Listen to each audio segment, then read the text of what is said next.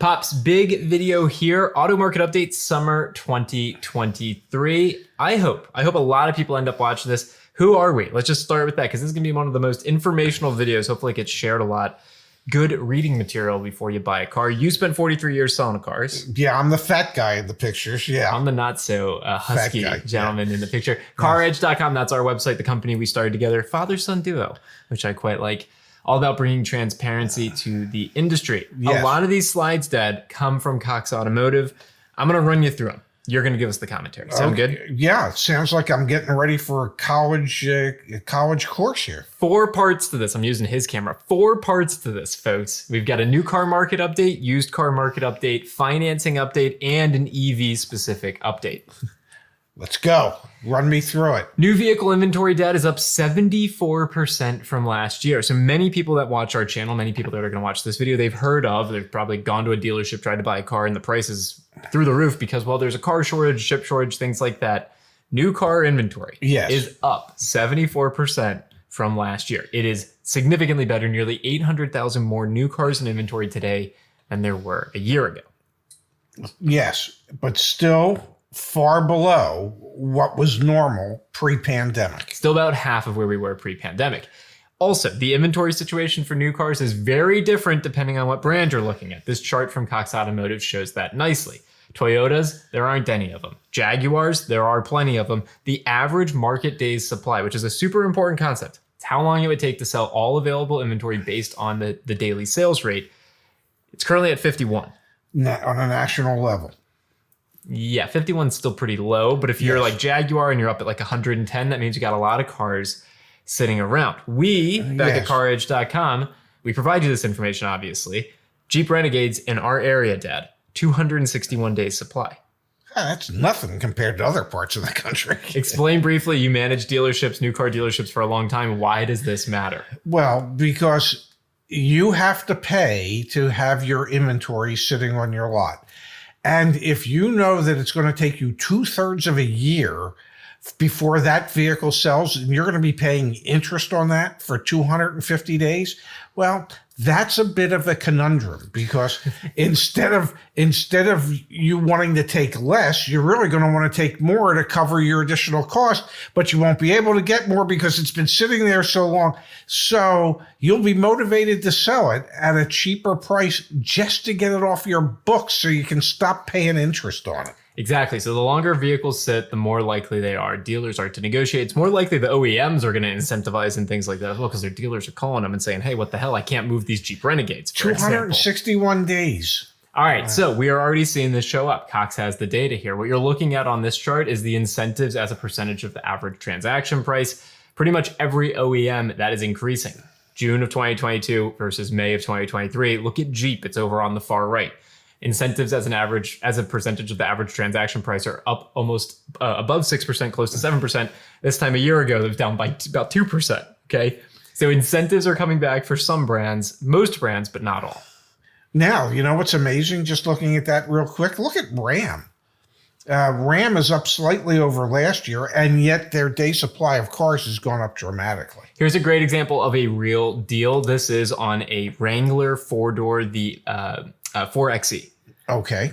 $14,000 in rebates. That is between the federal tax incentive. We're going to talk about EVs in a minute here, but that's federal tax incentive plus a Jeep program plus a dealer discount of $4,785. So again, to restate, new car market inventories are building back up for some brands, leading to negotiability and also leading to OEM incentives. But for example, Dad, we were just out at a Honda dealership. Stay tuned. That video is going to come on the channel tomorrow. Dad, Honda dealers, for example, have no inventory. There's an 11 days supply of CRVs in our area. That means your negotiability on these vehicles, hot vehicles, it's not really there. Well, and based on the Honda dealership we were at the other day, they had one CRV they had an H. They didn't even have a CRV. Psst, I heard a rumor. There could be some specials. What do you hear? 25% off CarEdge Coach and CarEdge data between now and July 7th and $150 off your extended warranty. All coupon codes automatically applied at checkout. We are here to help. You gotta be kidding me. So if you're a consumer and you're thinking about buying a new car sometime this year, 2023, after watching this video, the key takeaway here, Dad, Some brands have a ton of inventory and a ton of negotiability and a ton of incentives. Other brands do not, and other makes specifically do not. One blanket statement, we are no longer seeing deals with market adjustments. We are seeing plenty of dealers ask for market adjustments, but you should be able to find what you're looking for without an additional dealer markup. Yeah, the only reason the dealer asks is because they know you're not going to walk in and go, I was just thinking, can I pay you an extra $5,000 over MSRP? So the only way they can get that is if they put it on an addendum label and they ask and you happen to go, yeah, sure, why not? Used car market update. The inverse is happening in the used car market, Dad. Used vehicle inventory is down 256,000 units, or 10% year over year. There are fewer used vehicles in the market today than there were a year ago, and that is leading to a continued pressure, upward pressure on used car prices. That being said, Dad, wholesale used car prices have started to dip so far this year. They've come down from highs. They're actually pretty much like where we were at the beginning of the year. Yes. And this is Cox Automotive's words, not mine. Trends are converging, though the dip in wholesale suggests a dip in retail is on the way. I think the biggest story, Dad, in used is that prices are going to continue to stay high, but your trade-in value, look at this example from one of our community members. This came in, I'll read it. I sold my Buick to CarMax on Saturday for $31,600. The next day, our community member put this into CarEdge.com/sell. And it was $5,000 less. So the used car story is prices are still going to be high, but trade-ins are worth a heck of a lot less. Well, and truth of the matter is what Cox was saying was they suggest that retail prices might follow.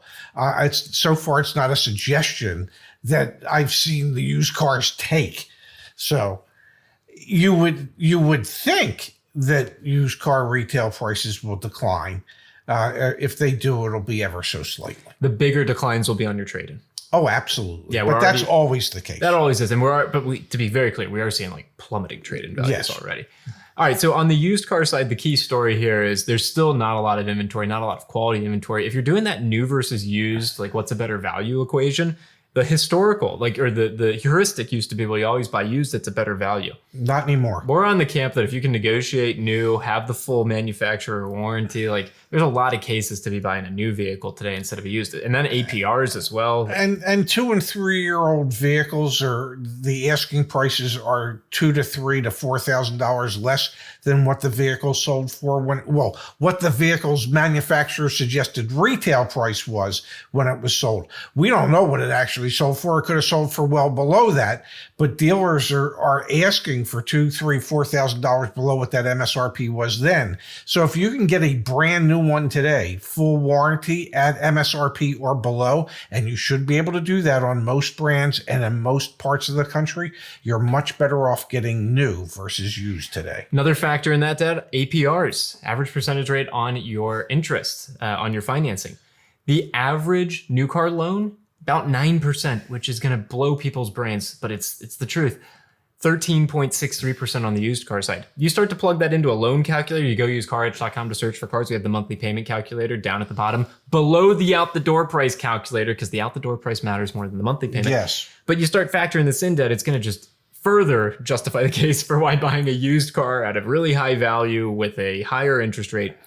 This is the lay of the land when it comes to interest rates. Yes, absolutely. The interest rates are really adversely impacting used cars as far as overall value is concerned. That's why we continue to say, if you're comparing new to used, you're probably better off with new. EV update, Pops. 3 slides on this real quick. Retail EV price trends. EV prices overall are down about 25% on the used car side from their peak. And on the new car side, they're down about $10,000, around 15 to 20%. Mm-hmm. EV prices are essentially mimicking the overall market, just with a higher degree of velocity and volatility. This is primarily caused by Tesla. They changed their prices seemingly on a whim from day to day. If you're thinking about new or used EV, the same equation here. Used EV days supply is actually down from where we were last year, at the end of last year. There are fewer days supply of inventory of used EVs, while new vehicle days supply for EVs is actually up significantly. So this further reinforces the case for, especially with warranties and things like that as well, new versus used in the EV side. use this information to your advantage. And we can tell you from personal experience, having spent some time on recent Sundays at various manufacturers' lots, we were at a Kia lot. They must have had 10 or 12 EVs. Or more. We were at a Ford lot, had 6 of the Mustang E's. Mach-E's. Those vehicles are sitting. So it is important to really do your due diligence on the pricing of EVs, new or used. But my suspicion is right now you're going to find it cheaper to buy a Tesla than anybody else's electric vehicle. All right, here's the deal. CarEdge.com. All the information we just ran through, we do these bigger videos every once in a while on market updates. You can get this information for your local, I'm doing the hand move, your local market. Here, now. Right here, now.